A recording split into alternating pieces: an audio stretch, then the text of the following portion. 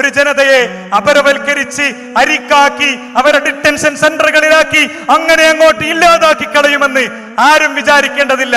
കാരണം ഒരു നാട്ടിൽ കലാപത്തിന്റെ തീനാളങ്ങൾ പടർന്നാൽ അവിടെ പൂമ്പാറ്റകൾ പറക്കില്ല, അവിടെ പൂക്കൾ വിടരില്ല, അവിടെ സ്കൂളുകൾ തുറക്കില്ല, അവിടെ അങ്ങാടികളിൽ ആരും ഒന്നിച്ചിരുന്ന് ചായ കുടിക്കില്ല, അവിടെ ടൂറിസ്റ്റ് കേന്ദ്രങ്ങൾ ഉണ്ടാവില്ല.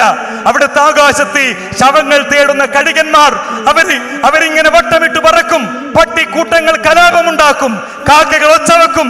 അല്ലാതെ ഏതെങ്കിലും ഒരു ജനതയെ മാത്രം അപരവൽക്കരിക്കാൻ കഴിയുമെന്ന് ആരും വിചാരിക്കേണ്ടതില്ല.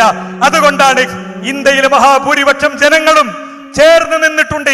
അധികാരം കഴിഞ്ഞ 2014 മുതൽ ആരുടെ കയ്യിലാണെങ്കിലും ഉറപ്പിച്ചു പറയാം, വോട്ട് ചോരി കഥകളുടെ പശ്ചാത്തലത്തിൽ ഈ രാജ്യം ഒരിക്കൽ പോലും ഫാസിസത്തിന് അനുകൂലമായി ചിന്തിച്ചിട്ടില്ലെന്നും കൃത്രിമങ്ങളുടെ ഭരണമാണ് നിലനിൽക്കുന്നതെന്നും ബോധ്യമുണ്ടെങ്കിൽ വലിയ ടൈറ്റിലുകളും വലിയ ചിത്രങ്ങളും ഒരുക്കി കാത്തു നിൽക്കുന്നവർക്ക് ഒരിക്കലും മരുന്ന് കൊടുക്കാതിരിക്കുക എന്നതായിരിക്കണം നമ്മുടെ ദൗത്യം.